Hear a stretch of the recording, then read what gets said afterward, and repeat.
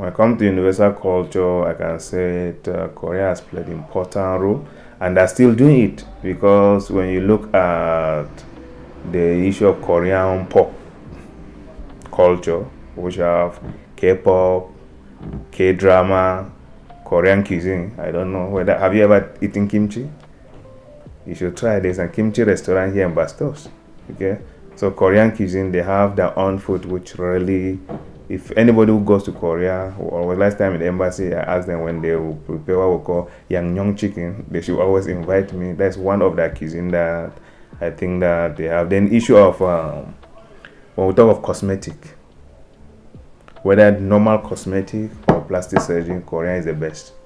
So the issue of beauty standard, Koreans are really moving around. Then when it comes to technology, when we talk of Samsung, it's Korean.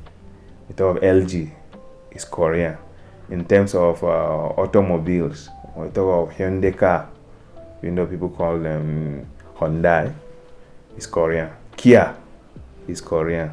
Sorento for Kia. Then when we talk of Sanyong, Korean. So Koreans have gone far in terms of their position in the development of universal culture, being that social aspect, the economic, or the technological aspect.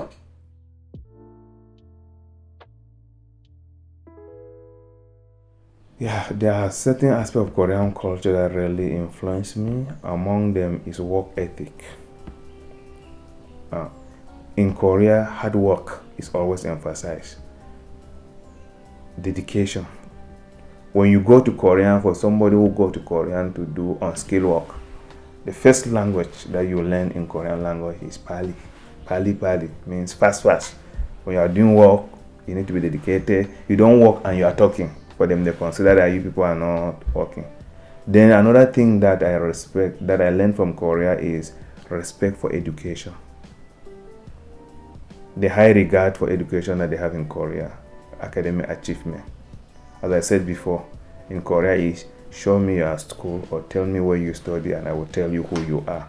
Once they know which university you are coming from, once they know your level of education, everybody will bow and respect you based on their level of education. So they respect education. That's why if a teacher, I used to tell teachers in Cameroon that if you find yourself in Korea, you'll be very fortunate as a teacher. Even if you have to travel, you go to a bus stop to pay, you pay one ticket, they give you 2 seats as a teacher because they respect that level of education. Then another thing is that sense of community. Community building is important. As I said, in Korea, everything is us. It's not mine. It belongs to all of us. That's why the country is moving, because it is not my country, it's Wurinara, our country, our community. So that sense of community is one of the things that I also learned in Korea. If we want to move forward, we need to take that type of philosophy with us. Then there's also, Koreans have their culture of pride. A Korean is always a Korean, wherever you find himself. Whether you find a Korean in US, you find a Korean in UK, he will always be happy to be a Korean. And that's one thing that I used to tell people, wherever I find myself, I'm a Cameroonian. Nothing will change that. So that's one of the things that I also learned from Korea. You need to accept your identity.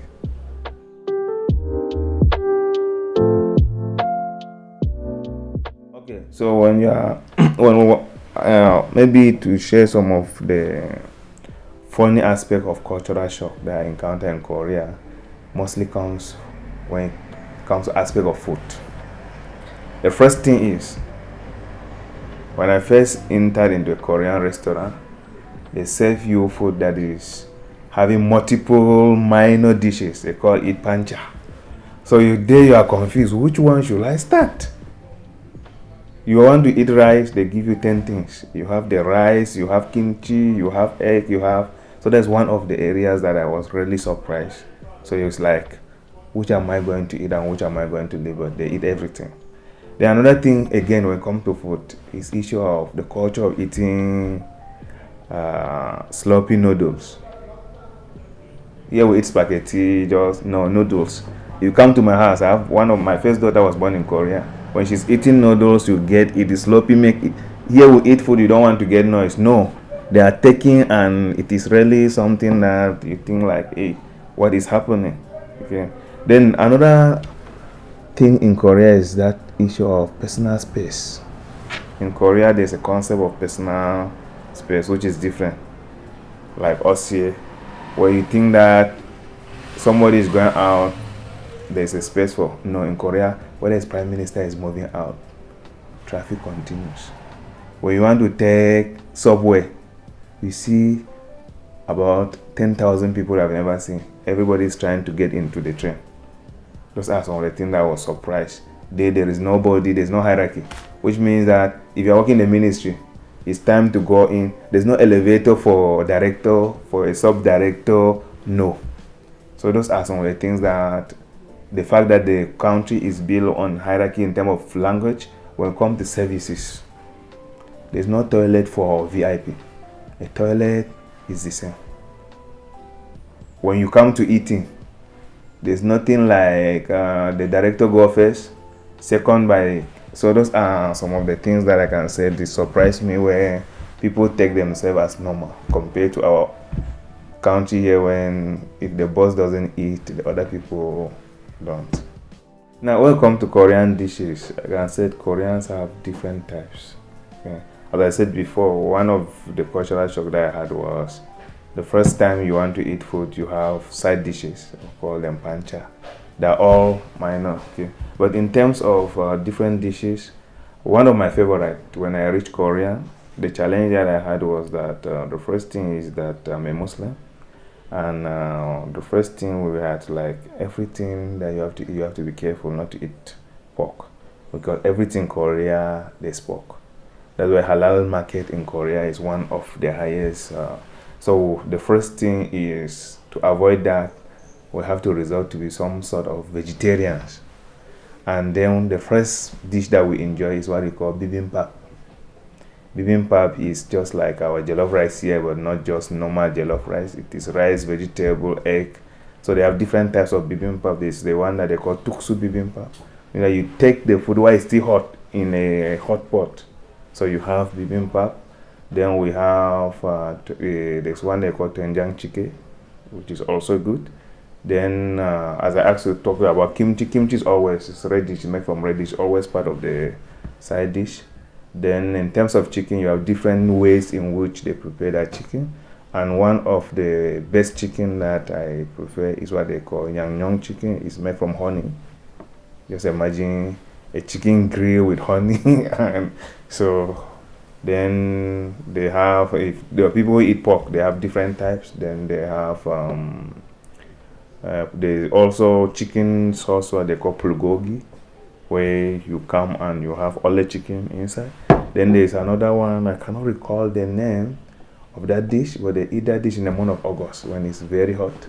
And that dish, everyone has a full chicken.